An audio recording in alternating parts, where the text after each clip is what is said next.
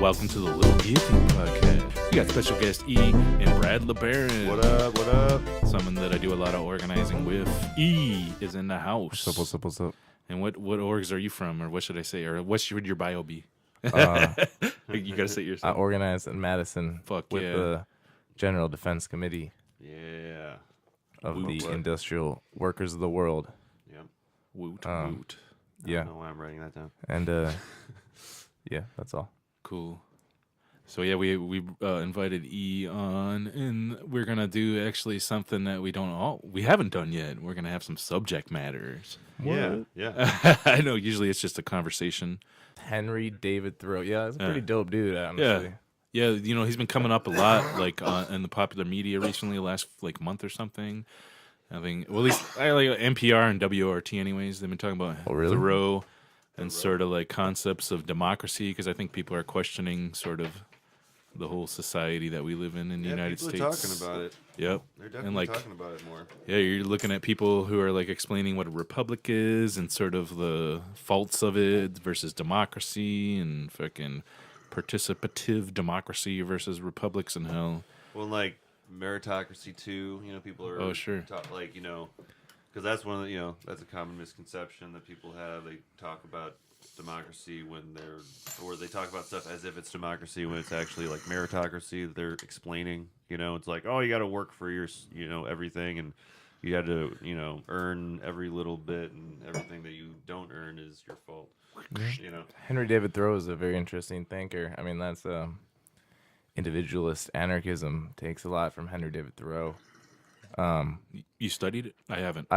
There's some good. Walden's a good read by Henry David Thoreau. It sounds like a fiction, is it? No, it's about his experiences at Walden Pond. He lived by himself for a while. He has a really good essay on John Brown too, in defense of John Brown. Yeah, dope. Yeah, definitely check it out. I mean, Henry David Thoreau is dope, dude. Walden. We were talking about Madison Radicals, because that's like, a very radical name. And that's the same thing with the Thoreau Middle School. It's like they got this great name on elementary school. Yeah, elementary school. Yeah. There was an there's also Malcolm X Shabazz Alternative High School. I went there. Yep. Shout out. Yep, a lot of friends have gone to Shabazz. Same. Yeah. I was very well positioned for traditional public school because my mom's a school teacher. But I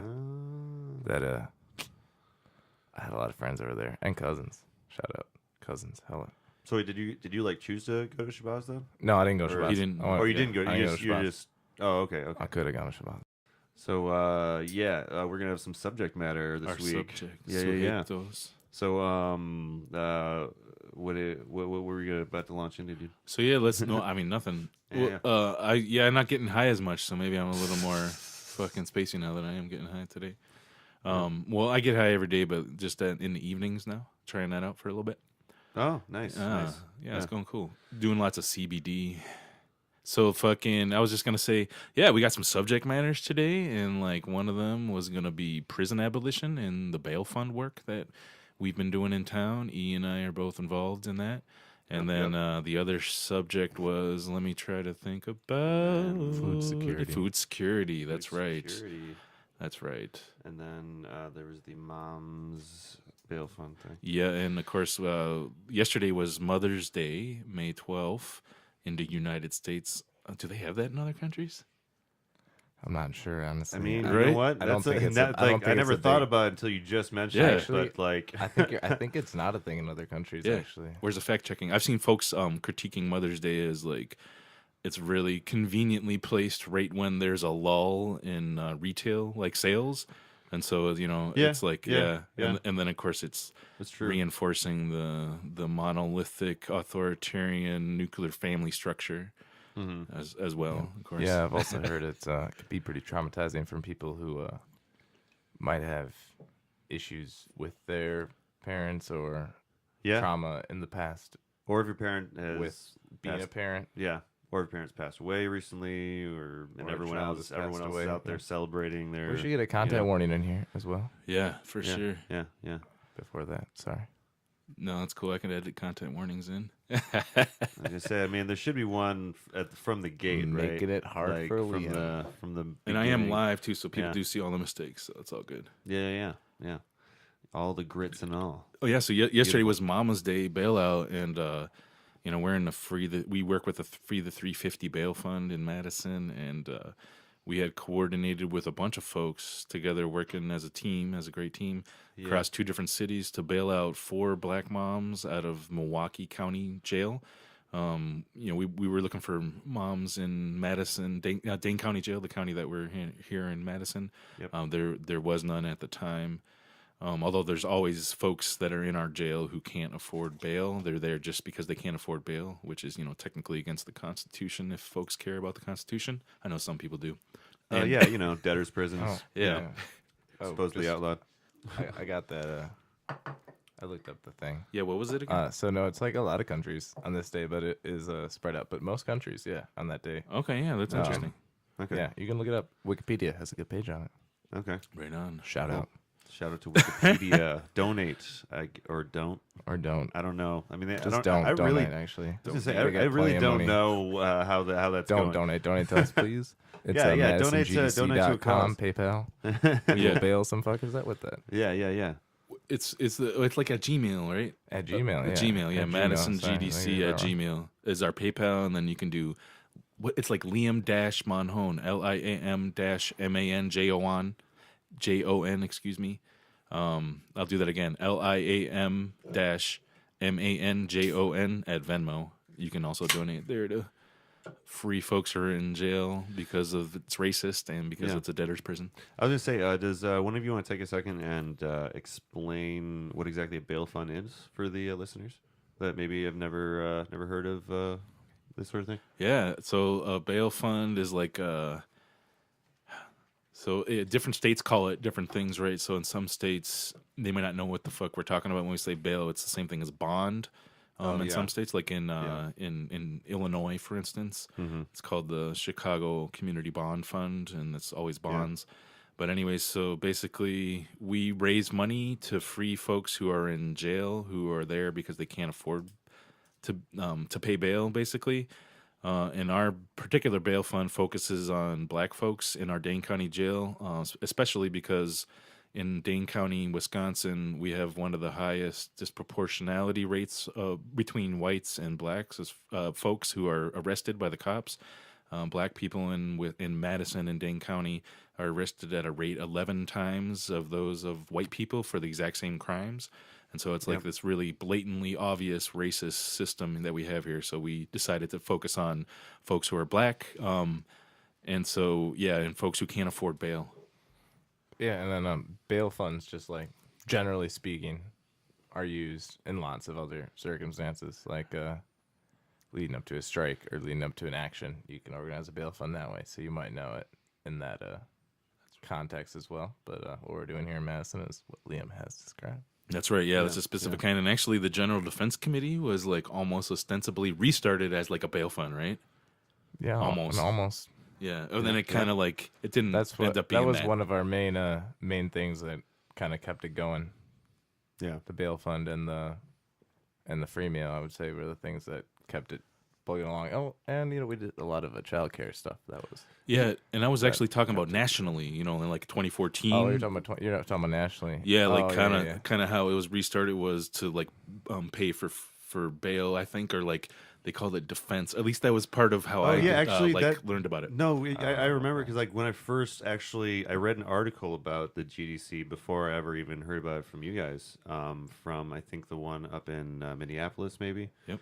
They were getting a lot of attention, like right around election time last time, and when it was described in the article, it described it like we're raising money to help bail out people that are put in jail for like protesting, and like I think it was like around the time like a lot of the Black Lives Matter stuff was happening too. So I think that maybe at that point, they were working on like bail funds for different specific reasons.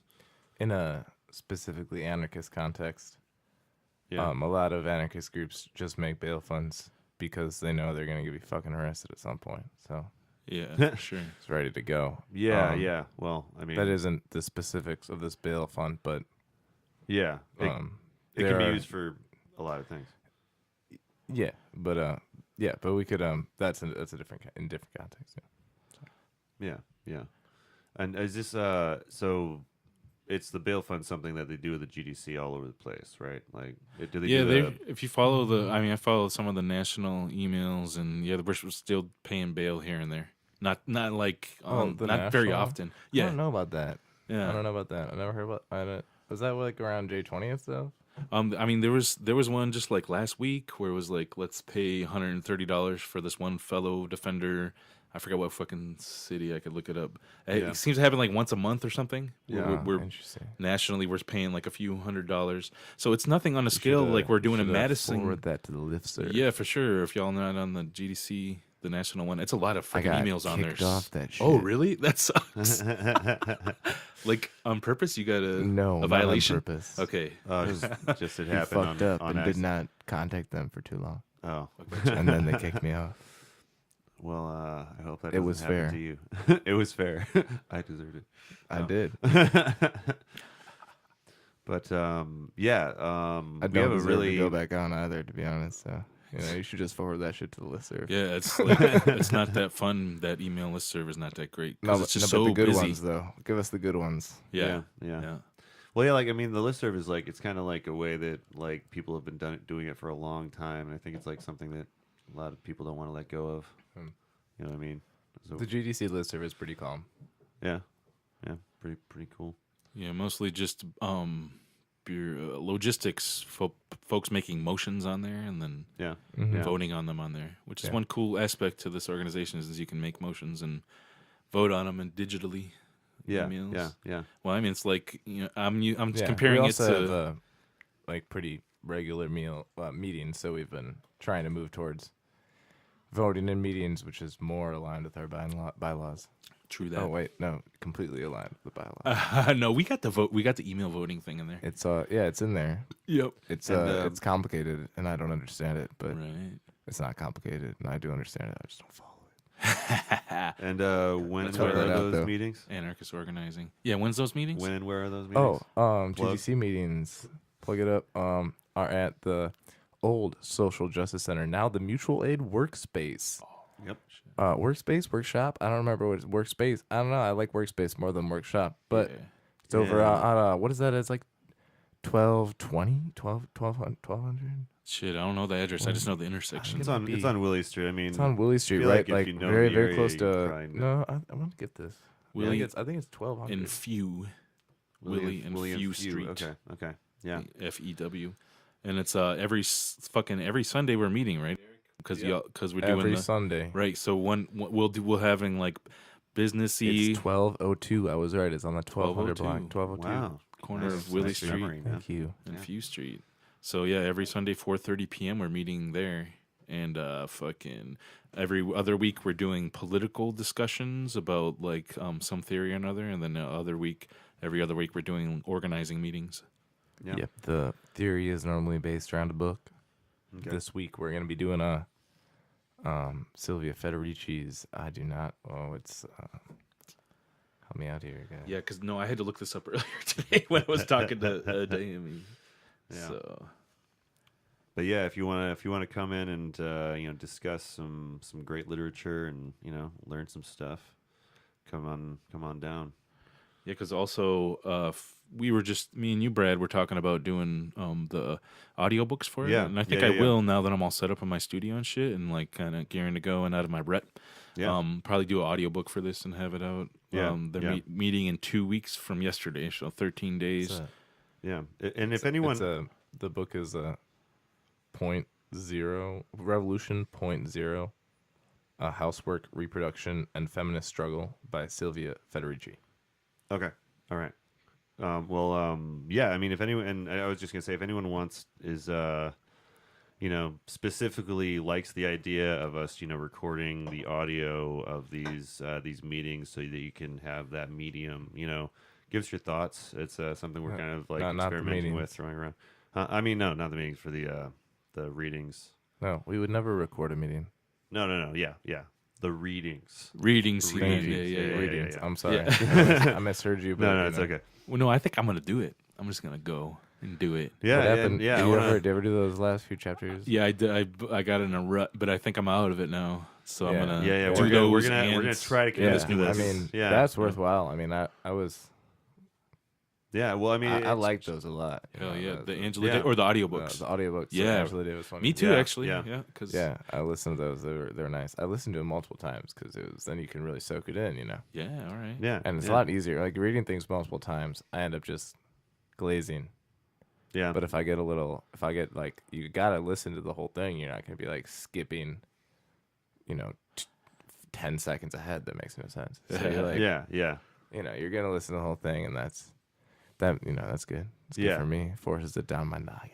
That's what it does when I have to read it too and record it. I have to fucking read it aloud. I was thinking about that. I was thinking about that. Like then that would be like the most intense way of having to like force that shit into your brain. Yeah, because you have to do acting. Well, because you also you're learning it in two ways. Because you're reading it, with your eyes, but you're also like hearing it at the same time. So like your brain is kind of learning it in two ways. Yes. I used to use that trick to remember stuff at work back in the day. I'd just like repeat stuff to myself under my breath as I was like walking to whatever to like write down that thought. You know what I mean? But that like saved me so many times. I was never good at like writing the you write down like I always had to write down the math stuff, but then I would just remember it. That was great. Yeah. And then you have to go back and edit it. And if you do it yourself, then you're listening to yourself after you've said it and read it. Yeah, and that's a whole another thing. Whole another level. Jams it into your brain hole. Yeah, that's how it goes. Yeah. That's how it goes in the lab too. Put the missiles on the toes. And this is how it goes. Many audits. 1, 2. Oh my God. Liam's doing it right. And I went into some Tribe Called Quest. Did we have unfinished thoughts? Probably, right? Oh, I was. Well, I mean, I got an unfinished plug too. Oh yeah, right. We're in the middle of a bunch of things. Yeah. Who's first? What's your plug? I got the thing that he was everyone's got to listen to this new Ceschi album. Ceschi. You guys know Ceschi? I have a coworker that's last name's Ceschi. It's a I shouldn't have said that. Eschi. Ceschi. New album. It's called Sad Fat Luck. Check it out. It's really good. Okay. I've listened to it almost every day since it came out. All right. Because it is awesome. Hella good politics. Hella good lyrics. A little bit of it's like a mix between like folk punk and hip hop. Mostly hip hop though. I like that. Yeah, check it out. Check it out. I will check that out. It's really good. And I like it a lot. And you were saying earlier, Liam, about how we kind of have like a different kind of like bail fund and flavor to our, organizing here in Madison as compared to like some of the other spots, because we're, more focused on the specific cause of the, prison abolition stuff.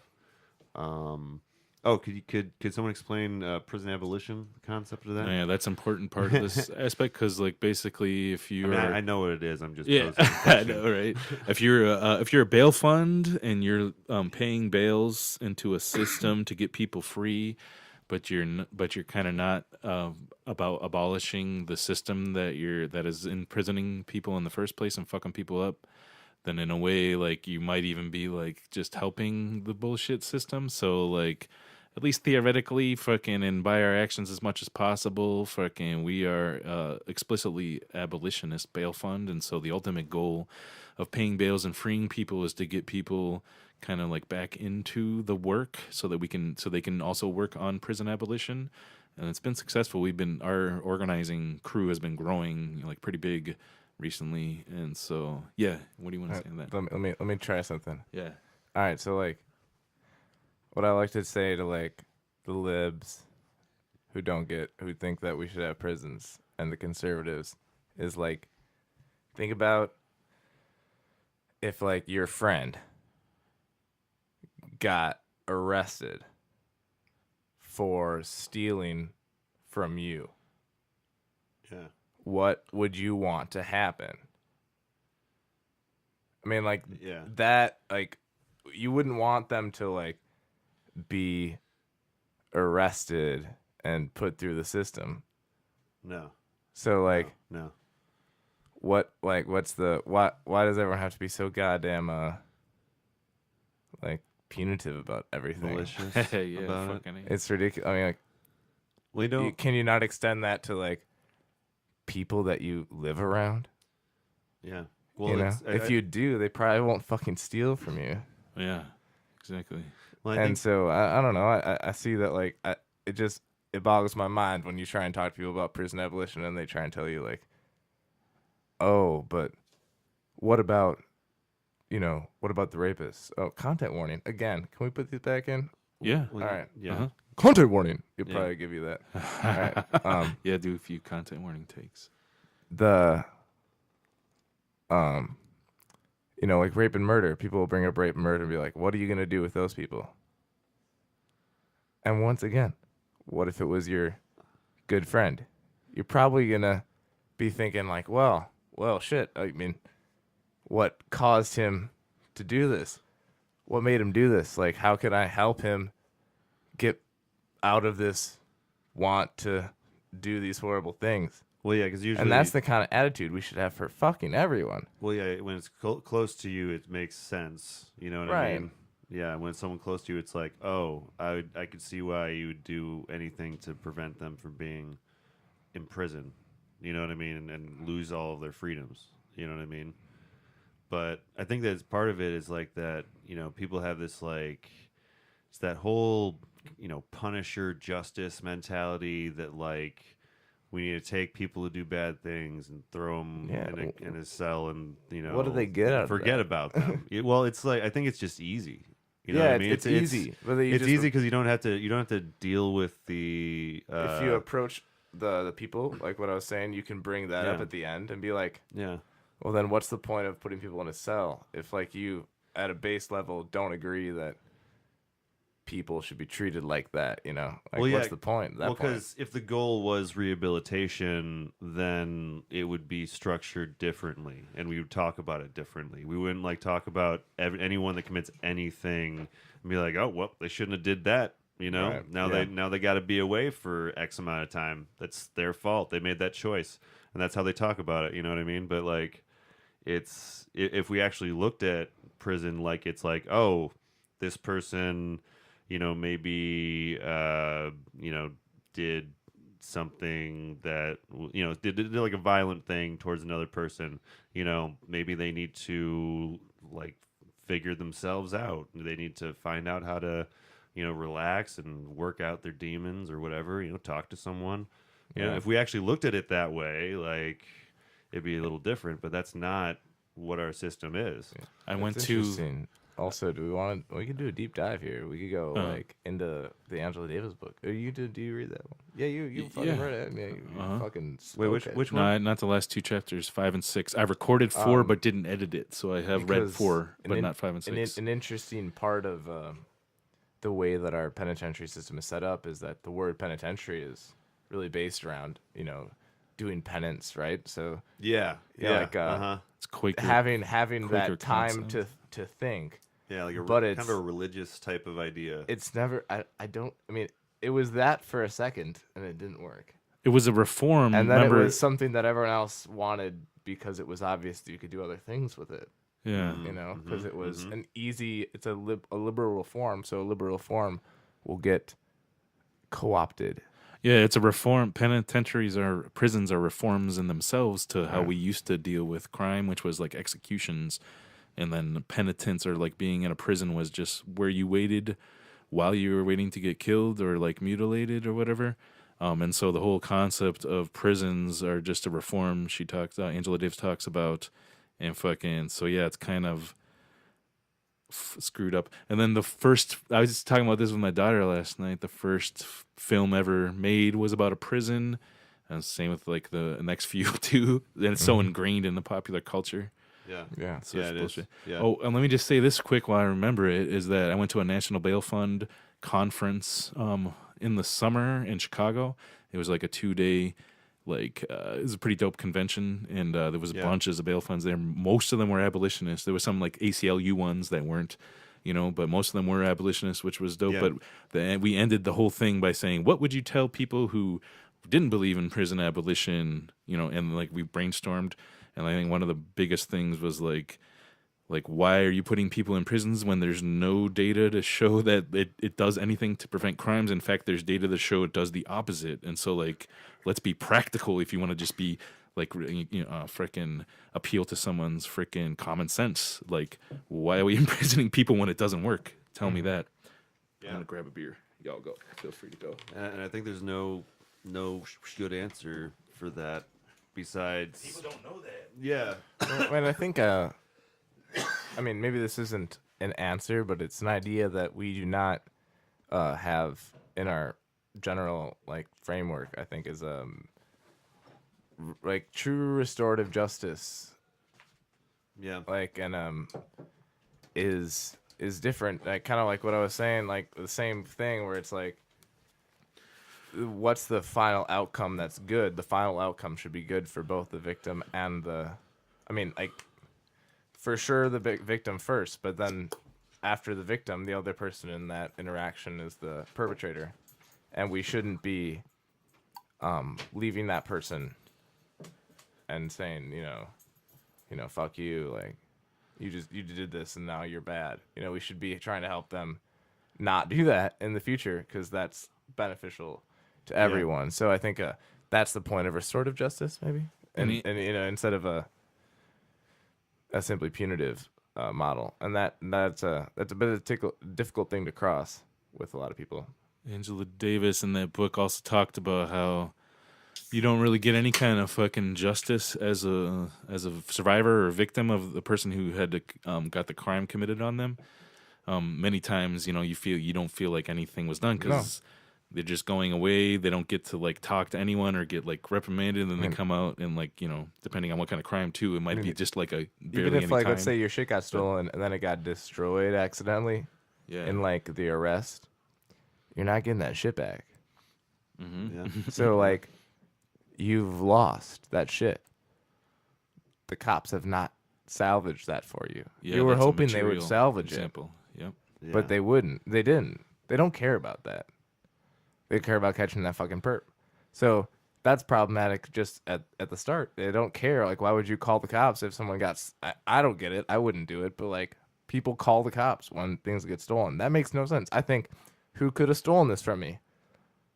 And then I try and, like, figure out who stole it from me. And then I'll go talk to them and be like, hey, do you steal this from me? And they'll be like, no. And I'll be like, oh, okay. I'll probably believe you, even if you did it. But, like... Yeah, I've done that a couple of times, and like people have been like, "Yeah, I feel really bad about it," and like I'm like, "Okay, cool," like not a problem at this point. Like, yeah, totally. Yeah. You know, we've all progressed as people at this point.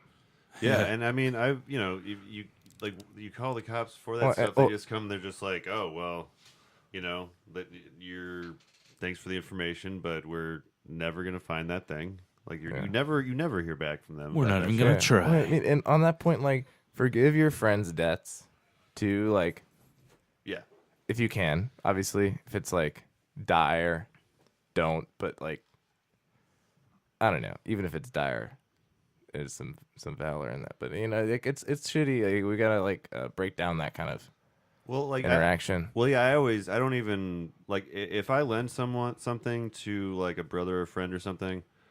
Like, I don't fully expect that to come back necessarily. You know what I mean? Like, and I'm okay at the moment that I give it to him with parting with that money because I'm like, you know what? I'm helping you out right now. You need this right now. Especially if it's something like fleeting.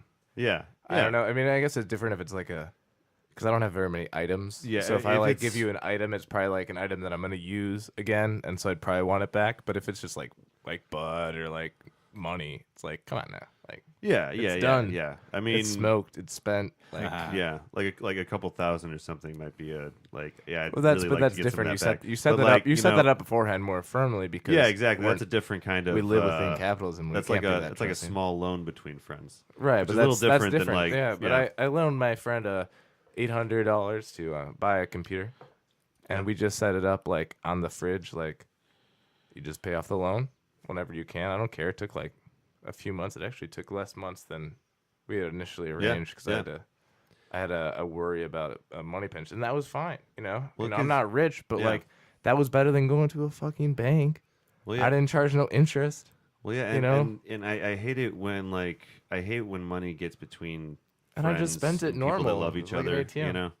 That's right. Like it really does get between like relationships a lot, you know, because like, really does, because one person or the other starts to feel like they're being taken advantage of, and then the resentment builds, and like it's all just kind of based on the money thing sometimes. And all this is, but this is like all those times when it gets like really nasty is because there's like we're all like right on the edge of not being able to do it.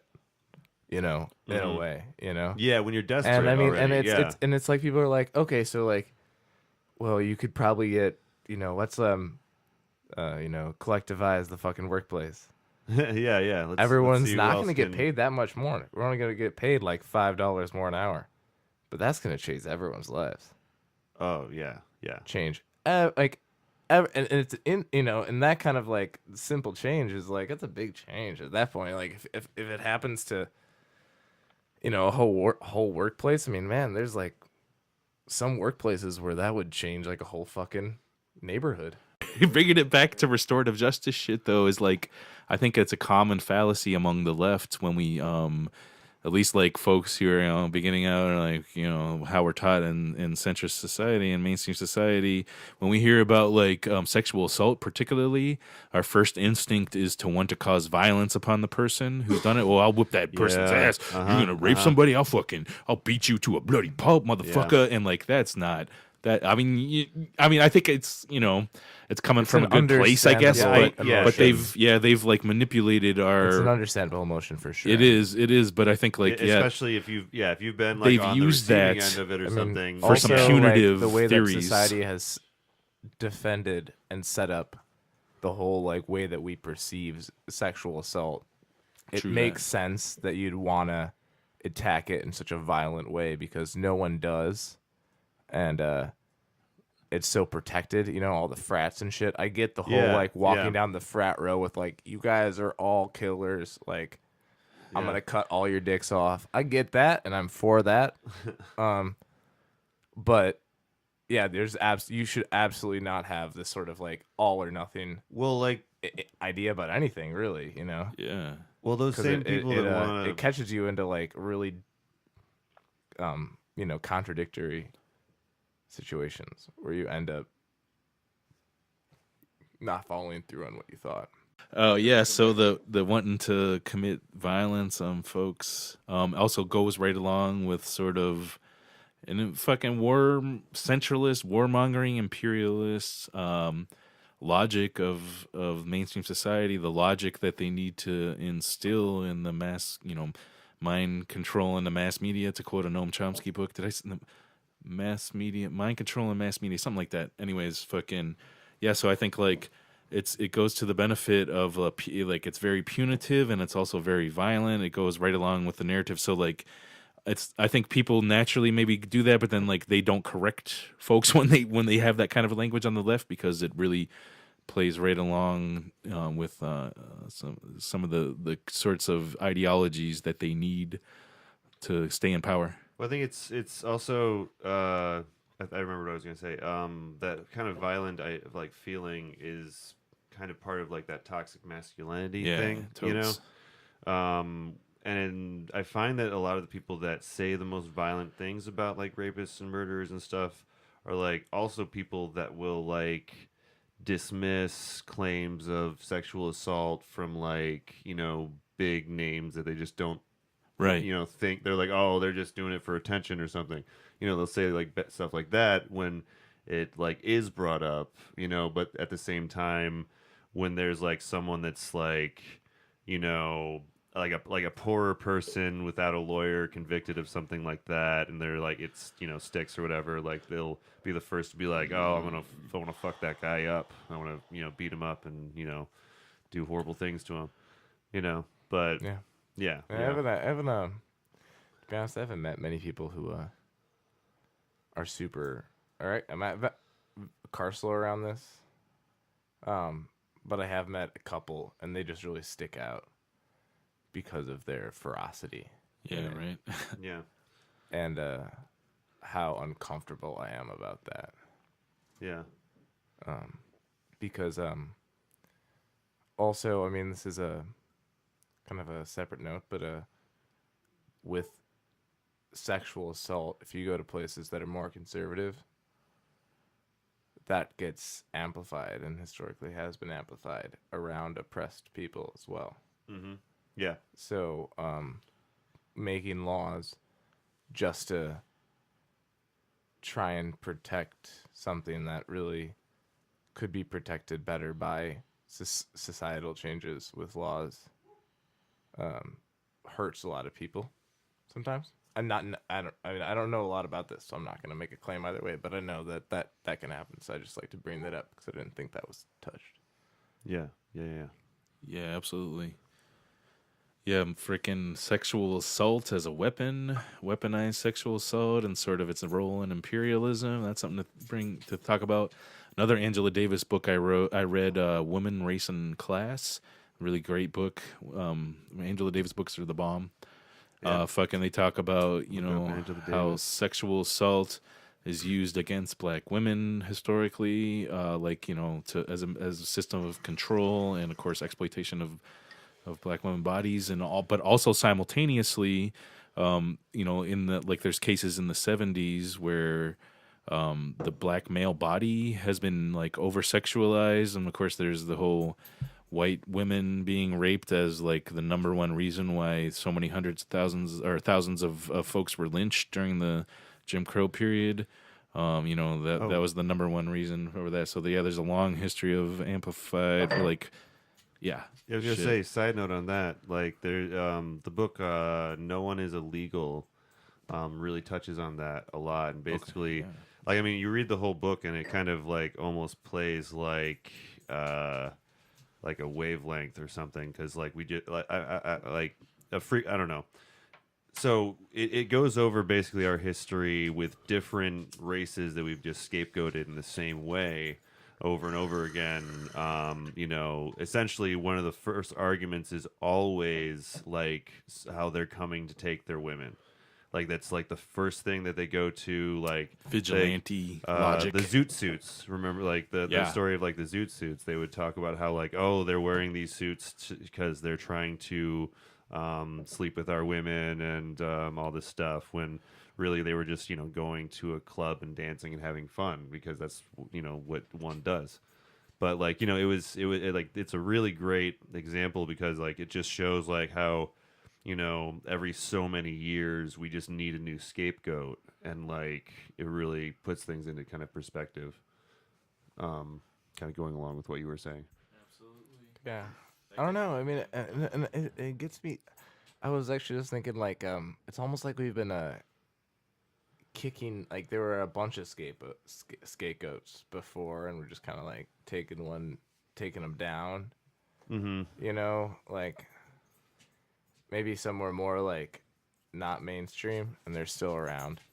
I don't know, because I don't think that it's new. I just don't want it to get the perception that there's new scapegoats that they've made up, because I think a lot of especially Jewish ones are really old, and true that. You're and right. The Muslim There's some ones that are are really old.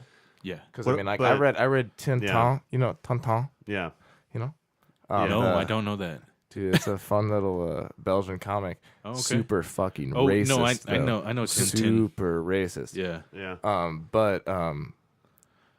Yeah, there's been those kind of tropes. Yeah. You see them in that fucking comic, and that's fucking 1910.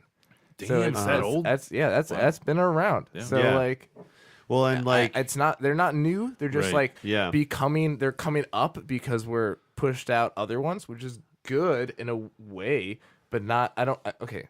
This is also. I don't think this is actually happening. This is makes me seem like I have this ideology around that, but I don't. I'm just making a comment generally. Yeah, you can make a comment on the symbolism in cartoons, I guess, basically specifically. Oh on all yeah. this shit, Yeah. And you're pushing out some of that, I mean, when I was growing up, there were some of those fucking blackface cartoons that Disney produced that would still get put on kids. There's kids that shows. Pokemon that's fucking horrible. Have you seen that? I have not. I don't. They got a blackface Pokemon. Anyways, I'm I should. Mr. Mime. I forget what it's called. But so I don't. Anime has been very. I'm a nerd, but I never liked anime, dude. I just like numbers a lot. Anime and manga has been jinx historically not very good with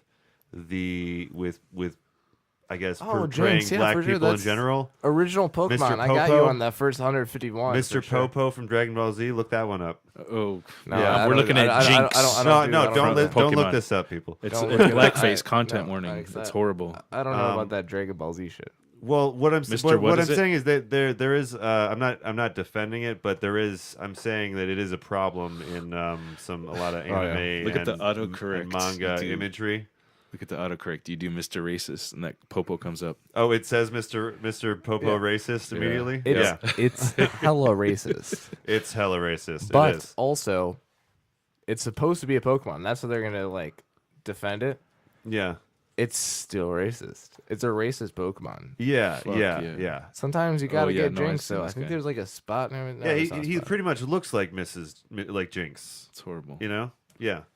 I don't. Anyway, I'm sorry. That was a tangent. That Popo was even worse. That whole segment should be cut out. Well, people I do that a lot. Don't worry about it, right? Yeah. I don't know. I think it's important that people know that it's a thing. I don't know. But let's not cut anything out except for the parts that I put beeps around. And then put content warnings. I think mostly I just want content warnings about shit. Yeah, content warnings, Laura. Yeah, I got you. But what led to I'm going to edit it. What led to the conversation about Mr. Popo and stuff? What were we talking about, you ask? In kids shows. I don't remember. It was good, though. Blackface kid shows. It's not still there. And it's not changed. There's not new scapegoats, is what E pointed out, because you had said that.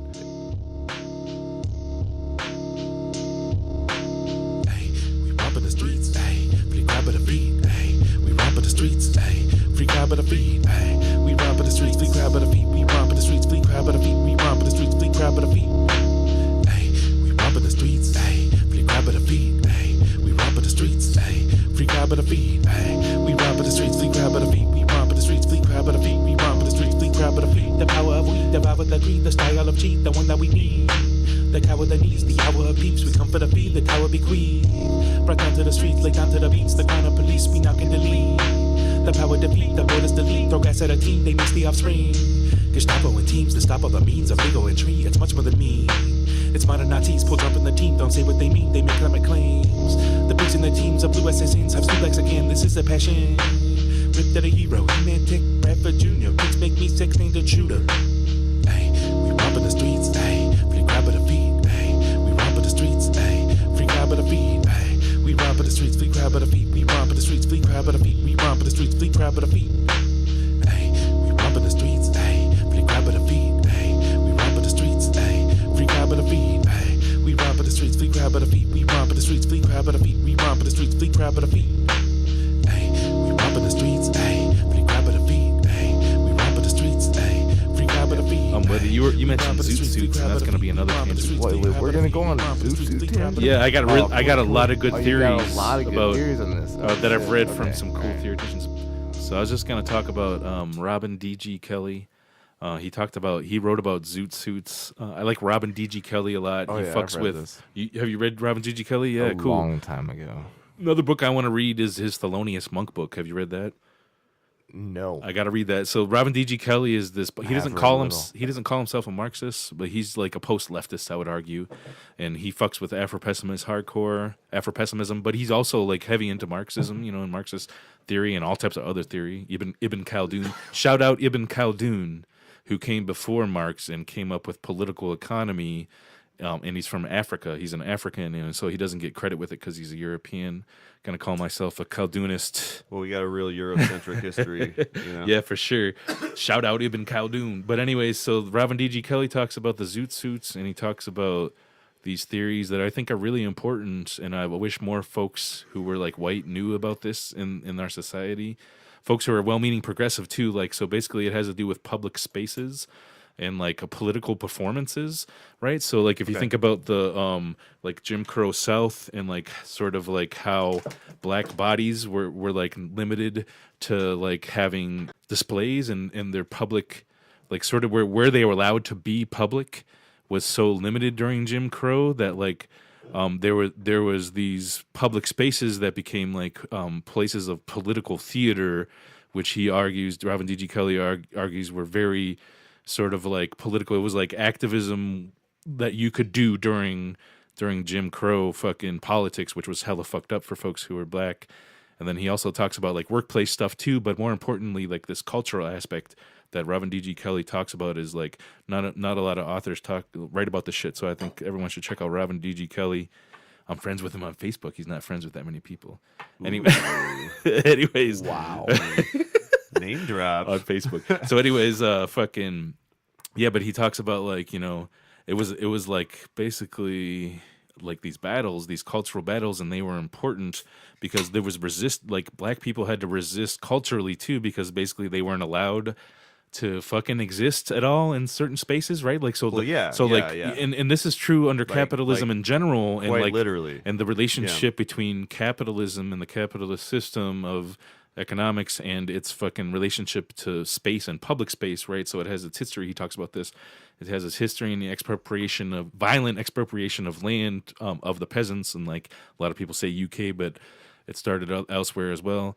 And fucking the ability for like capitalists to be able to control spaces and land in general is like crucial for the whole system to exist, because if they weren't able to privatize it, then folks would just be able to live off the land, which is like there's been laws against that since like the 1600s.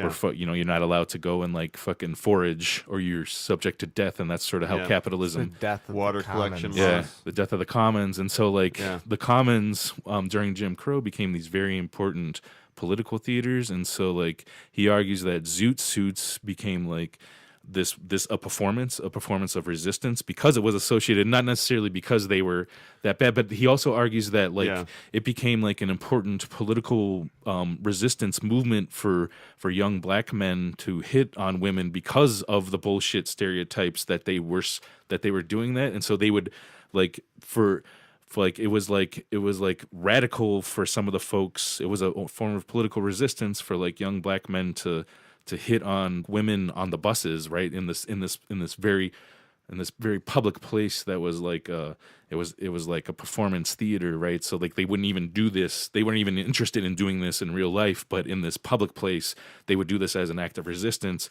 And it's like threatening men with like knives on the bus and shit. Like that would happen often. It would be something very radical. And so like he talks about this. Was this in response to like some of the like soldiers? Because I know that I thought that was also part of the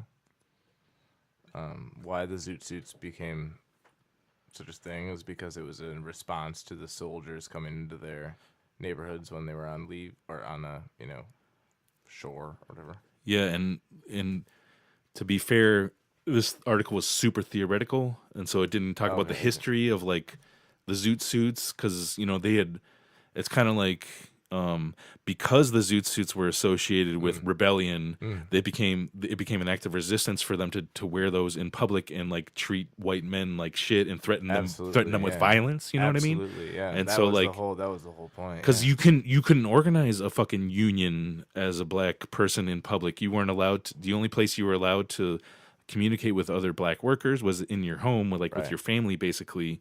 And so that's why also a lot of the sort of labor actions that black folks did during the Jim Crow were extremely militant and fucking unorganized, but fucking militant as fuck, like work stoppages and just sabotage like a motherfucker. And he goes over some of the data about how much some of this sabotage work like really fucked up the capitalists more than some of the organized union shit. Hold on, I have a paragraph in this book that almost like it confirms exactly what you're saying. Cool, yeah. Let's hear it. I like Justin Acker Chacon. I got his new book, which is The Radicals in the Barrio, and it talks about the IWW and how fucking important of a role that we played in the Mexican Revolution. Dude, and it's I really saw that person good. I saw him talk. Socialism. I saw that one. Justin Acker Chacon. I was with you. Yeah. Yeah, that was a good talk. But yeah, it's talking about this is the Zoot Suit Wars is the chapter. Oh, okay, yeah. And no one is illegal. But yeah, it says the roots of the wartime zoot suit obsession go back to the national economic recovery in 1940 and 41, when newspaper editors, police chiefs, and ministers across the country began to complain about the rise of flamboyant, anti-authoritarian youth culture based on the fashions of big band swing, and showing its most dangerous inclinations among minority youth. The chief complaint was that the new racial pride and generational insolence no longer acknowledged traditional color lines or segregated ethnic boundaries in public spaces like amusement parks, theaters, and transportation. So yeah, I mean, like, yeah, that's like almost verbatim what you were just describing to us. You know, like it was. Well, I mean, if it's a dress code, you get in that club. And so, like, It's true. So the point that I wanna I just bring home experienced that recently. on this, like, Dude, tangent is that, I think You know what's really fucked up about being like places where there are tourists is like you can be white and like sweaty and like in like shorts and like a t-shirt. And In you'll get Indonesia? Okay. Yeah, I went to Indonesia. It was cool. a lot of people go there. But they will just let you in. And they would not do that shit otherwise. For I real. was disgusting. Yeah. Yeah. So like I wanted to bring it home. This point on the tangent is that I think that that's true to this day. That there's things that play out in public spaces that are acts of political resistance for folks. Yeah. That I think a lot of white folks don't understand and really have heavy critiques and maybe like end up performing microaggressions because of sort of their non-understanding of that history and sort of how important that shit is. And there's like tons of theory behind that, right? So yeah, that's bomb shit. Robin D.G. Kelly. Yeah. I'll have to check that out. Mm-hmm. But yeah, did you wanna talk about the food security stuff a little bit? Yeah. Are we done with the thoughts on shit. the last topic? Are we done with it? I mean, yeah, I guess for now, right? Did we do it? I mean, we could talk about We more, can do but more shit. Yeah. But you don't have Leave to. questions in the comments if you want us to talk more about that shit. But yeah, so me and E and Liam all work on this food security thing from the GDC. yeah. I haven't been around as much because I've been working, but yeah, we it's every Saturday right now, right? Or every other Saturday? Every other Saturday, we cook meals for 40 to 50 people, and bring them downtown to is it still by Ian's now or? Yeah, it's Is right it 30, behind. 30 West Mifflin? Dude, 30? I don't know. I don't think there's an address for this shit. Okay. It's like, so when State Street hits the Capitol, Yeah. By the Vet Museum, by right? the Is it Veterans, the Vet Museum? it's a right vet, between the yeah. Veterans Museum and the Ian's Pizza. Yeah. Mm-hmm. That's Yeah. on the corner there, and it's right. We've been trying. Once I get that fucking table from you, Liam, I'll we'll be able to go. Oh, back. we could get that tonight. You could stop by the studio tight. and get Oh it. yeah, Let's do that. Let me do that. Yeah. So then we're gonna be right in that circle, and I'm this year because they yelled at us last year. They told us because we were doing it. We were doing it along the sidewalk, trying to be all out of the main business. Well, you said last year or last week? Last year we were doing it out Okay. of the on the main sidewalk, Right. behind Ian's, like directly behind Ian's, and the cops told us that we were blocking the sidewalk. Oh my. And they did not told us they said you don't have to leave. They're just saying like just so you know you're blocking the sidewalk. Whatever, dude. And so, fucking assholes. So we might kill you. No. So instead, we're just gonna go right in the middle of the fucking circle where they put the goddamn Christmas tree, where they put the fucking like the Bucky tourist, statue, the all that gentrification bullshit, Bucky. Yeah. Hey, it's So, it's yeah, out of the and it's out of the we're gonna sidewalk. go right there. No more pictures there while we're there. No more pictures. You guys don't get pictures. You put the shit there, and now we're there in front. You want to take a picture of us? That's cool. Yeah. There we That's go. it. Yeah, So- and then We're not in pedestrian traffic, motherfuckers. well, like I think That's that one of the worst things that they did over there was put that fucking gaudy art installation where like a bunch of like homeless folk like sat and like slept and stuff, like right in front of the Veterans Museum. They took away. Yeah, they took away. Wait, which one? The one right in front of the Veterans Museum, and they put up like signs right there that said like no trespassing. It was and there on stuff. January 12th. Oh, you're talking Yeah. about when they redid that Yeah. Artist Park, or whatever. Yeah, it was, yeah. They put up that Or big what was it? fucking Was that dumb sculpture park before? It was like that. no. What are you talking Philosopher's Grove you're talking about? Philosopher's Grove. Yeah. about? No, not that. No, this What's was it like a about? metal cutout of like the city or something. Where It's did they put sheet that metal, shit? Sheet and metal. it's in the same park. It's like right where we side where did the we free serve, meal where stuff. y'all serve. Oh yeah, by the way, shout out to I did not E, see that. E and A who've been holding down, and T who've been holding down the fucking free meal Yeah. For like, thank you. Yeah, and so like, that's me. That's everyone. every time, always there. Yeah, for like 2 years and shit. Yeah. Woo! But yeah, so we bring this food downtown. I don't think we've fully explained it. We haven't gotten into this shit yet. We're still talking about. I'm talking about like other beef I have right now. I have other beef. Vaporium. So yeah, we were just gonna get into some food security, talking about like the praxis or lack thereof, I guess, to be fucking controversial. Yeah, exactly.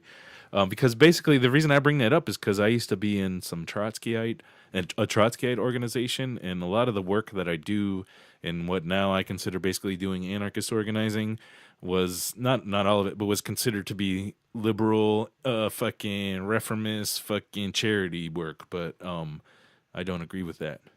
Yeah. This is a lot more direct. Yeah, so I think they would have a hard time justifying that if they talk to me. Well, I mean, I agree. Yeah, that's the thing. I mean, like when I've talked to like people from the organizations that I think you're talking about, they seem like really like they don't exist anymore. Well, yeah. But they seem really supportive of the idea, like the fact that we were succeeding and making some progress. That's good. They seem on an individual basis. Yeah, anyways, yeah. Not theoretically. Yeah, well, like it's definitely not like a tactic that they take, and that's what I like about what we do. Is like it really activates me. It makes me feel good because I'm like seeing my the fruits of my labor like right there. You know what I mean?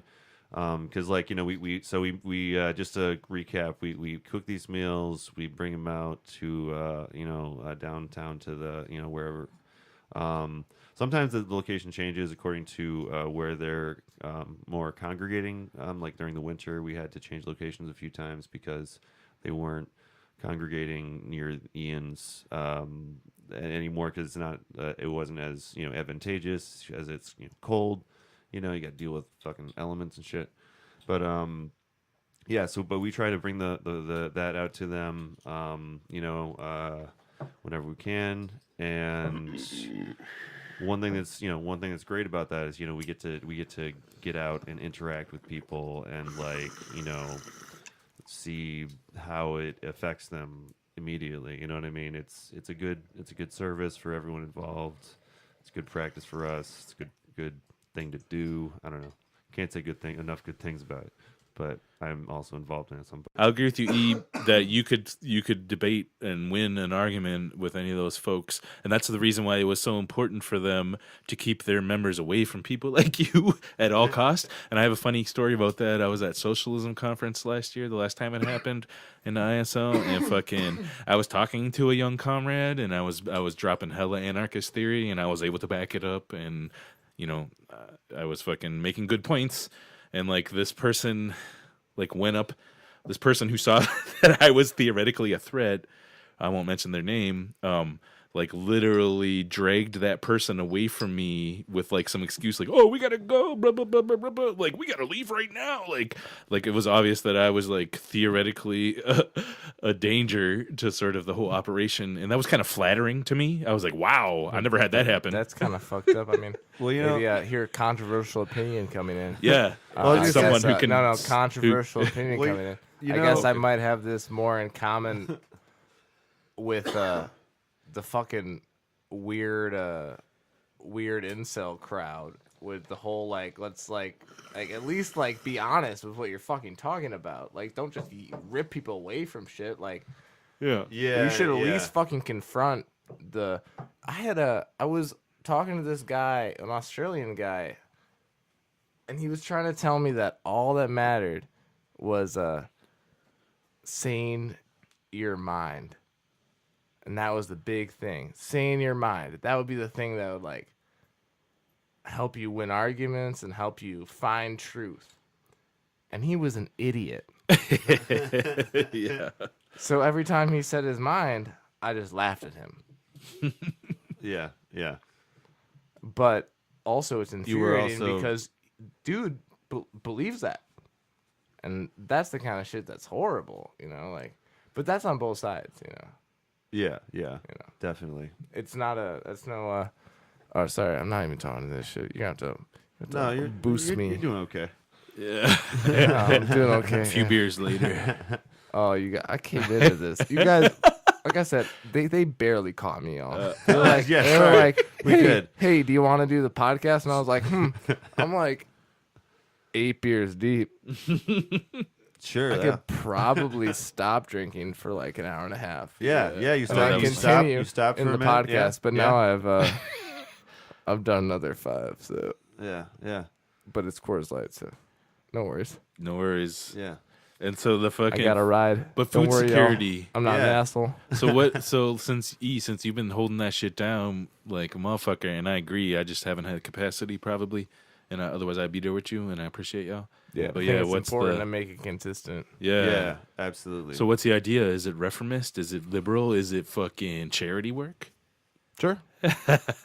Right? You could make that argument. Why not? You could make that argument. yeah. Exactly. I think That's that cogent. I think that if any of the people who do liberal charity work came down to the free meal, they wouldn't interact. They'd stand to the side. So I don't think it is the same as what everyone would think it's charity work. But Yeah. yeah, no, it is. Well, I sure. remember when yeah, those- I think, the what we're doing is charity work. Like by definition, sure. Yeah, I remember when there But was it's those not Mormons. what. Remember when there was Oh. those Mormons like passing out like pamphlets? Oh no, and stuff there's this when we were doing one the free meal? time. One time, They didn't this- talk to us, though. yeah, one time, a dude from the what are those fuckers? The Jehovah's Witnesses. Oh yeah. really? They came over there because they were hungry. And he's Oh, like, yeah? I'm hungry. I'm like, yeah, you know, get some food. Like, sure, get Oh, some food. cool. You know, grab some Yeah, food. I yeah. don't like. Well, yeah, I 'Cause don't. they're always I down don't- there, too, I'll those fuckers. interact with anyone that comes to the I mean, table. You know. yeah, but I Like, mean, he knew better than to like. he This is wasn't actually trying a to get into good a sign. debate. Is that he Yeah. knew better than to talk to us about what we were doing Yeah. politically. Yeah. Yeah. Religiously. I mean, that makes Well, what I like, what a I lot like of politics about are it, religion. You guys don't be fooled. there's dogma everywhere. Yeah. Ideological Yeah. dogma Yeah. is common on the left But I was just gonna say, like, what I like about it though is like it's not and the right. it's not like it's that complicated of an idea what we're doing. It's what I love about it is how simple it is. It's like it's just a handful of people that have decided like, hey, we're going to consistently like cook these big meals out of our own free time. Like, you know, we can pick up the free stuff at like the different places. We can get like, you know, where's the place where we get the soups? Feed kitchen. Kitchen. But that's the place. Healthy, But healthy the food for all. yeah, healthy Yeah. food for all is the organization. that Healthy hooks food us for up. all. out, Okay. Chris. Yeah, shout out to them. Yeah, Chris Brackel. Shout like, out you know, Frankie, it's- love you, it's- brother. What's great is it's just a small group of people kind of problem solving, like, you know, how can we like bring this service to them rather than having them come to us, you know what I mean? Like, because when you bring it Yeah, to they them, got like, they too don't much have food. to do anything extra to get that, which they shouldn't have to in the first place. Yeah, You know what I mean? specifically, there's, I don't know if there's a place in most. I think we are a little lucky here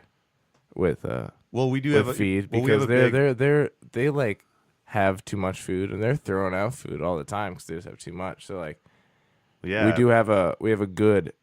I mean, but a lot of the food they throw out is like food you can't use. Like yeah, it's I mean, hit or miss like sometimes. All right, can I get into it? I guess a little story here. Yeah, go. Yeah, go for it. Yeah. All right. So like, they had given us a Euro meat from like a local company, The Euro meat. and yeah, you remember the Euro meat. I remember the Euro meat. Yeah.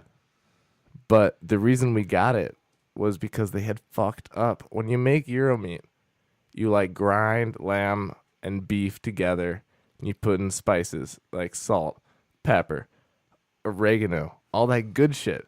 Yeah. But they had fucked up, and instead of putting salt in, when you put a lot of salt in the fucking you put like a lot. It'd be surprising. Oh yeah, yeah. Because I used to work at a place where they made gyros, and they put fucking sugar in it, dude. Oh, And cups of sugar. And so it's like this super sweet, very fatty. Like Euro meat's like 60% fat, so you're like Yeah. fucking around Yeah. with this like it's not like a burger. You know, you need to like cook the fat out. You need to like get that. You need to get it down to 20% fat.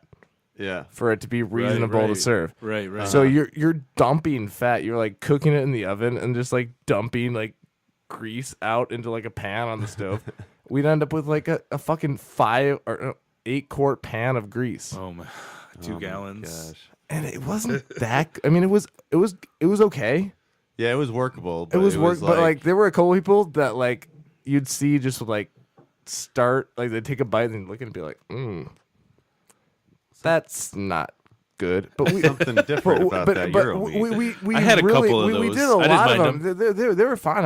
You had fresh tomatoes and that sauce. Yeah, no, and I made some of that flame ass sauce, dude. That sauce is good. Oh, yeah. But it was a little sweet, you know. Well, like I was gonna say, that's another thing we try to do with the free meal is we try to utilize the things that we have around us in the city to help supplement the food. You know what I mean? Because we've been lazy recently about that.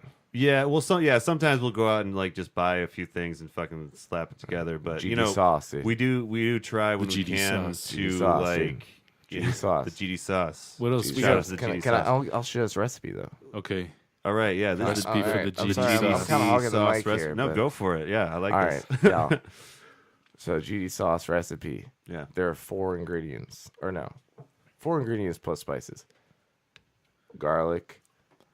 You probably want like a solid 4 tablespoons of chopped garlic. Okay. 5 pounds of beef. 5-pound bag of onions. And That's what's up. probably with that amount, it's like 10 cans. I'm not going to give you the secret of tomatoes of some kind, but I won't tell you. It's a secret recipe. Okay. All right. How could they get the? Could they get the secret if they 10 sign cans up? of tomatoes, but Yeah, if Yeah. you donate to Free Black Mama Bail Fund, what's it called? Free. Yeah. Well, it's for Black Mama's bailout. Yeah. Mama's Day bailout. don't you Free Black Mamas. Yeah. Free Black Mamas. That's Yeah. what it is. Well, also, I mean, you can send it to If any you of the. if you accounts that you put mentioned it earlier, in right? there saying I want the secret to the sauce, I will give it to you. It's really not that interesting, but if it gets you to donate, No, it's it's so- actually it's so interesting. I won't It's tell pixelated. either of them either, so they can't like sneak and tell. It's just gonna. Okay. It's Okay. only you. You only know. Okay. That's hot. I was gonna say we were joking about it, but we should totally make like a GDC cookbook, man. Just how to make like big meals in a quick amount of time. At this point, You know. that's the only one that we could put in there because the other ones have all been like, do you have something that's completely fucked up? Fix it. well, but I mean that's a good thing to know how to do. I mean, Yeah, it's but a it's way. so specific. It's a way to utilize. You can utilize. Well, yeah, that's true. It's That's not true. really a You do cookbook. get. Well, we could base the cookbook on like those ingredients that you get like big amounts of in like bulk. Right, You know what I mean? right. There are a few things like Yeah. chicken, for we instance. never figured out Bread and soup. no, we never figured I out know we get bread and soup a lot. squash. I got you guys. Oh, I can't. I don't know Gosh. how to do that, man. No, it's such My an grandma used to enormous make amount the of work fucking- to oh, like it is, make yeah. that much squash soup. We got a food We had processor. enough. No, I'm thinking about fritters or fucking. My grandma's used to make like you take zucchini and you mix it with like squash and then you fry it in butter or oil or whatever in the pan and sounds salt and sour cream. That's really cheap. Massive people. I forget what it's called. Dude, the Fucking Sour cream? zucchini pancakes is what she called it. Yeah. Zucchini pancakes. Yeah. the sour Oh, yeah, I've heard cream, of that, I've the heard of sour that. cream Yep. gets really expensive really quickly. Okay, so maybe that's not the jam. It just that shit becomes very The dairies. The dairy becomes expensive, man. Yeah, when you're supplementing Because it. if you actually want to like make it have a difference, like a true difference, like make it taste like that, you need a lot for the amount we're trying to make. Shoot up. But that's why we do the the shit like the soup, man, we could use that for dairy. We should have thought. We used to have more of that. Right. Did you? No, I agree with that. Yeah, did you save that? And also, yeah, I got a lot of that. Nice. Yep. And then also like just the chicken noodle soup with the chicken broth that can be used for all types of fucking different cooking things to moisten and whatnot. Yeah, and to braise. That's the bomb. But let me just mention that Chris Brackel over at Feed Kitchens, he like works in Feed Kitchens and he helps run that too. Healthy Food for All. But Healthy Food for All, Dane Shout County is fucking the organization that he fucks with. He mentioned that like Epic Systems fucking has been doing better at their food waste. They're like under some new management and working on that, which is like a good problem to have, I guess. So it's a horrible problem, but their supply has been a little low. But he also mentioned that like because that's one of the places that would waste a lot of food, freeze it, and then give it to Healthy Food for All because they feel guilty about how wasteful they are. Is that where you get the buckets? Yeah, well, what do you mean, the Healthy Food for All? They're all kind of supplies. They're giving us buckets and trays and baskets, all kind of cool shit for food service shit that we end up with. And we intend on giving it back and recycling and all that shit. Yeah. We do. I have. Many times. But, so wait, let me. Okay, no, go, Brad. You've been waiting. Oh, I was just saying. I was just gonna say. It's like we should like just make a cooking show or something. Like just. My homie. We have so much material here. Rare MC's been wanting to do a rap cooking show, and we could do a revolutionary. Dude, yeah, I was about to say, dude, the revolution needs to be fed, dude. You should go to my studio. You're gonna see it, hopefully, or we're gonna stop at my studio. But I have. It's not just a music studio. It's a motherfucking video cool studio It's too. a cool studio, I got the green screen show set up. You didn't see it either, and I got everything like moved back and out of the way so that you can do really wide shots on the green screen, and it's pretty fucking impressive. It's a nice spacing. That's cool. Nice. So I wanted to just pose a question about like I've heard on It's Going Down. They interviewed some folks in Atlanta and like some other and like I think MC Soul, which I really respect and love his podcast. Fucking shout out MC Soul. Soulcast. Also, shout out, love it. Yeah, I always Soulcast. like your shit like once or first and the second. Soul1.org. I'm too bored at work, motherfucker. I believe is soul1.org. So anyways, fucking they had do your shit in the morning. They interviewed some like food security folks who were doing their thing, and like there's a couple different models, which I think is interesting because like I know the one there's one in like maybe there's one in Texas that somebody also interviewed. Yeah, it's soul1.org. Soul1.org. Spelled out. And the Texas one, they were like tapping the community, like middle class folks to come and join like things with like folks who are homeless at the same time, and they made it like this huge community thing. I see that being like a super huge dynamic to what we going on. Like for instance, we were able to distribute like it was 6 doses of Narcan to folks down there last time. So I don't know. What do you think? What do you think about those models or whatever? Like, should we try a different model or like anything like that? Like where we bring community in and like have them cook and we just like tap them and be meet us then. Bring this and this and this. Are you bringing this? The middle class person. But what I was thinking about, what you were saying about getting the community involved. I think that's actually been something that we've had on our mind. Since we started this, that's actually been something we've been very we've done a bad job about. We've always talked about. Okay, yeah. Recently, I've gotten so many people's numbers. Probably like at this point, 6 people's numbers, and 2 of them have ever responded to my messages. Yeah, right. / phone calls. Yeah, I feel the same way about all this shit. But 2 of them have.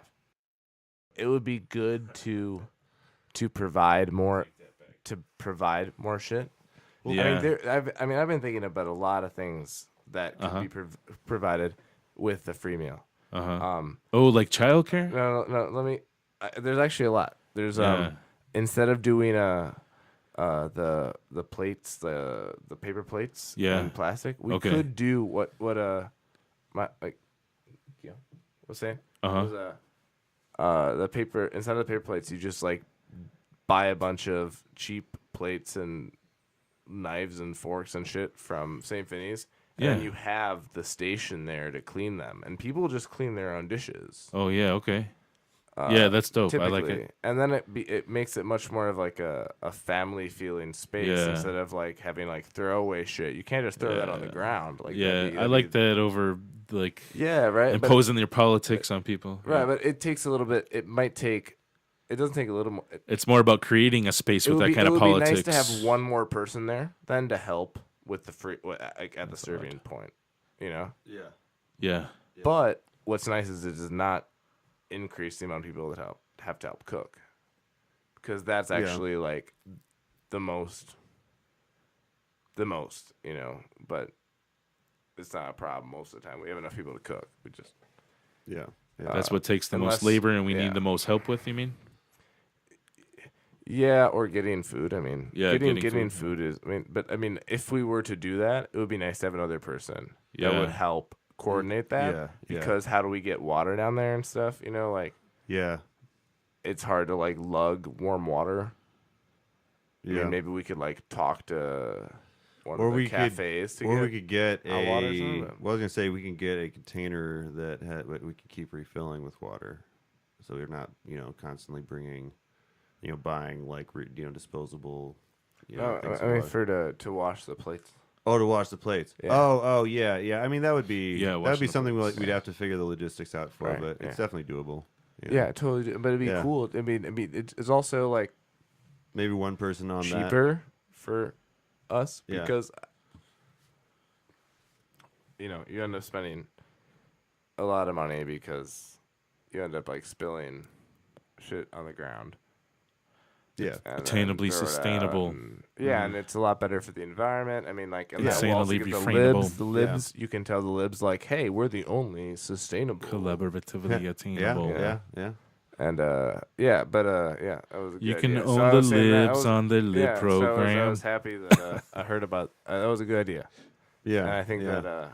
Yeah, you could do because so like I've worked in food service, and it's remarkably simple what it is to pass the Wisconsin Health Department inspection for cleaning dishes. You could just have 3 tubs. It's just like it's the wash tub, the rinse tub, and the sanitized tub, and they just have to be those big Lexans. They wouldn't have to be that deep for how much we're doing. You know what I'm saying? That's true. Yeah, I wouldn't follow any of that shit. I don't care. But I mean, you need 2 tubs. I'm is what chemist, so we can have 2 tubs. It'll be clean. 2 tubs. No, I was thinking 3 tubs. One 2, to 3 scrape tubs. That's what I said. Any leftovers. Yeah. 1 to wash off the plate, and then 1 to sanitize. And we'll probably do just like sequaternary ammonium chlorides. And Shut the fuck up! What are you talking about? What is it? Quaternary ammonium chlorides. What is that? Let me ask you about it's this. Like normal sanitizer because you talked about you just critiqued like bureaucratic regulations, and I've been having some conversations with folks who would consider themselves libertarian socialists. Which is also another term for anarchist, but maybe means something different now that I'm getting into it recently. But I read this pamphlet by Libertarian Socialist. Joel Salatin wrote a pamphlet that was called that John Peck hooked me up with. It was called fucking Joel Salatin wrote a pamphlet. John Peck from Family Farm Defenders.org. He's a teacher, I think, too, somewhere. Yeah, definitely throws down is in the IWW Wobblies. So, the Joel Salatin pamphlet was called Everything I Want to Do Is Illegal. And actually, it wasn't about what I thought it was about. It was about how he's a small-time farmer and, like, all of these regulations that are in through the bureaucratic state actually limit what he can do, which is actually very healthy for the environment and his ability to operate a sustainable farm. These regulations that are pointed towards these big corporations make it impossible for him to do it legally. And so ostensibly he does it illegally, but who knows? And so and he was also he was in the book by Michael Pollan, which is called, was that one that's all fucking famous? Anyways, Michael Pollan book, y'all know who it is. Harry Potter. No. Sorry. About food sovereignty. So anyways, and it's like, I think there's a lot of truth in that about how the regulations that are intended for fucking huge corporations actually make it impossible for good shit to happen and like sustainable shit to happen and and lots of mutual aid to happen and it basically enables these corporations to like be the ones that survive the economy and whatnot. Yeah. It's designed for them. Yeah, not for the small-time farmers. Yep. Yeah. Is that the omnivore's dilemma? That's it. Yeah. Thank you. Yeah. No, I read part of that book. The corn chapter was interesting. I would say I come from for sure. my for sure, living in the Midwest. Dad's side of the family is small town Illinois people. So like I'm always hearing farmers complaining about that kind of shit. I was gonna say, how many people did we bail out so far for the moms thing? Oh shit! Have we bailed? There's 3 that were bailed out. We got there's 1 more in the process. Yeah, that's right. All right. We made a bunch of money because we cashed out to bail folks out on a Saturday, right? So we actually got another $800. That's awesome. On Sunday. Hell yeah. Because and / Monday another 120 today. So that's badass. Yeah, I mean, keep people. I mean, that's just gonna go to the normal bail fund for. I mean, it's bailing out folks. I mean, a lot of times. Yeah, it's money. It's a money. It's the sound. revolutionary cha-ching. That's the money sound for sure. But yeah, like that's something like. Everyone that I've talked to about the Mother's Day bail fund has been like really supportive about it. They've been like really thrilled. They should give us more money. Yeah. No, I've been directing them towards the bail fund and all that, and to look it up online and all that. But like it's something that like most people I've talked to about it, even if they don't understand like the bail fund concept, it's like, hey, we're getting mothers out of jail that are just there for a couple $100. Yeah. Yeah, and we're not just here for that. This is like this continues. Exactly. This is just this month's thing. Yeah, right. And that's I'm not here just post hoc. Yeah. Oh, here's the thing we did. No. This shit's gonna. I mean, I don't even do it. Like Liam does more than I do, so it continues. So and in case I guess I do more now because I have to deal with the fucking bank and shit. We should do a Father's Day one. Good. Yeah, perhaps, but not as impactful intersectional politics as on that day. But yes, for sure we will. For the real folks who like don't even know, like we're not a 501c3, and even if we do end up being one. We're not an organization. We're volunteers, and so 100% of this monies is going to bailing out folks out of jail. We ain't paying no fucking salaries. We're revolutionary fucking folks who are just doing it to like help build the rev. Sometimes we have to do taxes and shit, but it's not a big deal. Yeah. If you see us rolling around like so a Rolls this is all Royce going to bail people out. Like talk to us. But, like, we're not doing that. It's not a big deal though. It's not like a 501c3. It's not a big deal. Yeah. We can't give volunteer. you money. You don't get money. If you give us money, it comes to us. You don't get it back. I'm sorry. Yeah. You're not gonna get back. No, but we're gonna bail some folks out. But that's right. That's right. Yeah. We're not the. Oh, so we were another NGO. Yeah, complex, not at all. We ain't in no NGO complex. So we're not in the swamp, yo. So I think outside the swamp. To date we've except for I live in the swamp. To date we've built. So like the first year we were in operation, we bailed out 12 folks, and that was one per month. And then the second year we have a goal yet, and I think we're keeping it of bailing 24 folks out this year. Shit. And so like based on all this monies that folks have been pouring in over Mama's Day Bailout, and like the Mama's Day Bailout has been able to amplify the message that we're out there and shit. I think in a big way.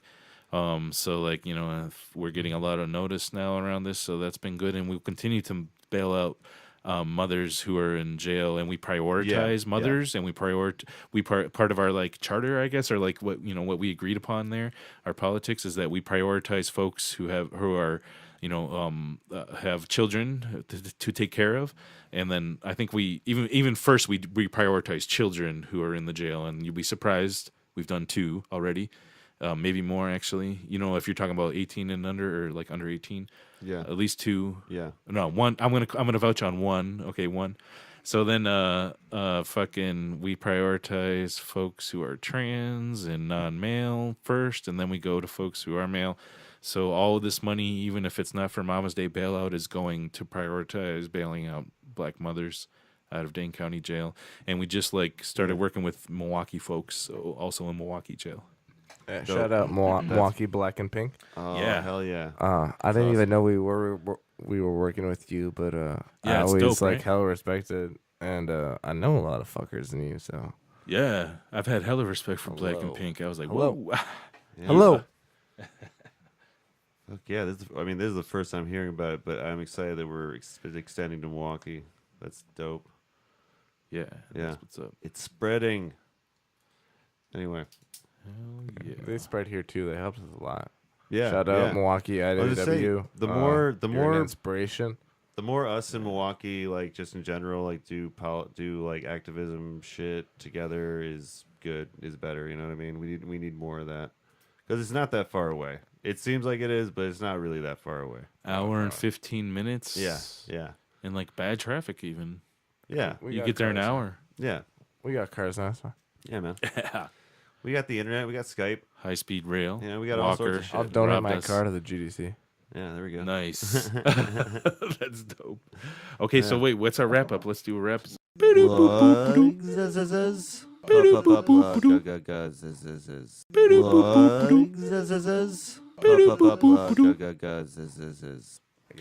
Oh yeah, so folks got any plugs they want to do? In addition to all the excellent fucking contemporaneous plugs that you did, is that the right word? I've been plugging. You've been plugging. I'm saying plug after plug. It's a trail of plugs. Plug for Mother's Day.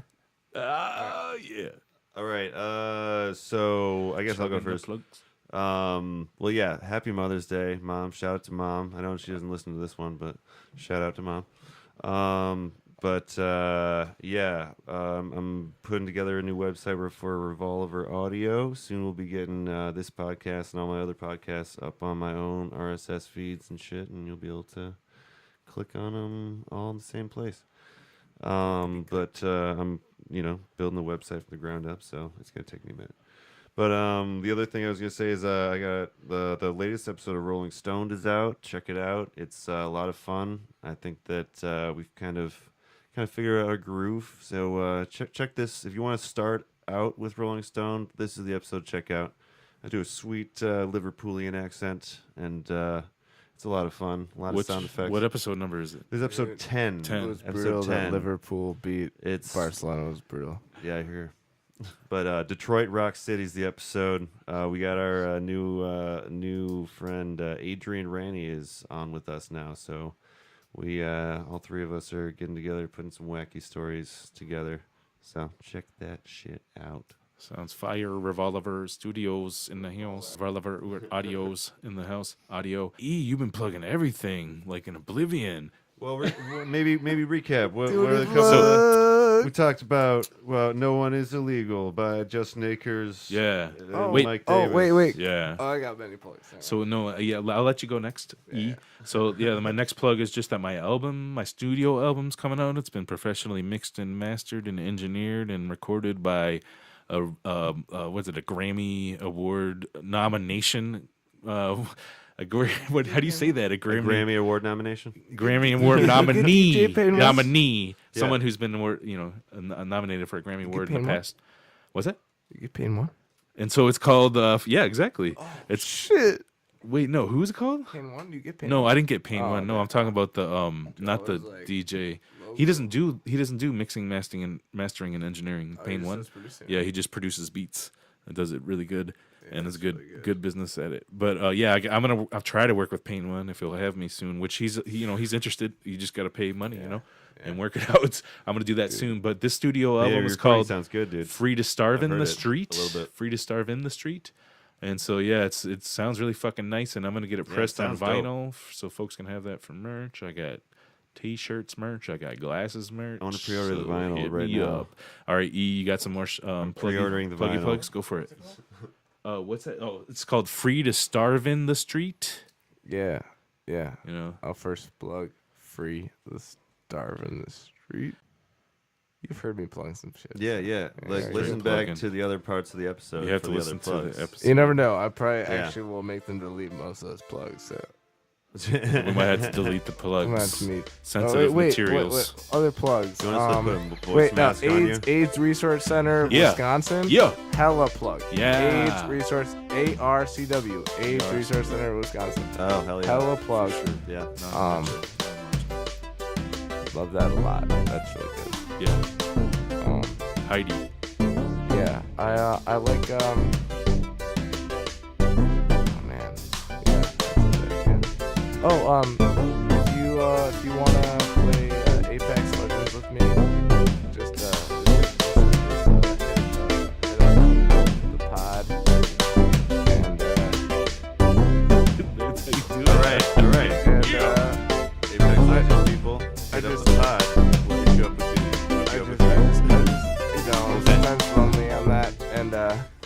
might do that. I prefer to play with people. I might do that. Dude, And you should. the GD sauce secret recipe. Dude. Yeah. GD sauce secret recipe Yeah, also donate. will come with playing Apex Legends. There's like extra secrets. Yeah. Exactly. You can either give us your gamer tag or you can donate or both. It's really not hard. I already gave everyone all the. No, I didn't give them the secrets. You gave them all of the breadcrumbs. I didn't even give them the full. You're like a marketing. Breadcrumbs to the SoundCloud. There are 4 main ingredients, and like if you put those 4 ingredients together, you're gonna get a good sauce if you do it correctly. That's true. I can't teach you how to cook though. That's true. Yeah, I could. You gotta figure that part out. You have to come here. Yeah, you gotta get some hours on the stovetop. Yeah, but no, it's really good. People give us compliments for it. So give it up for Brad LeBaron and E and Lil Guillotine. Yeah. Thank you. Whoa. Yes. Thank you. Thank you. Thank you. Peace, y'all. Yep. Peace out. Thank you. Peace. Bye.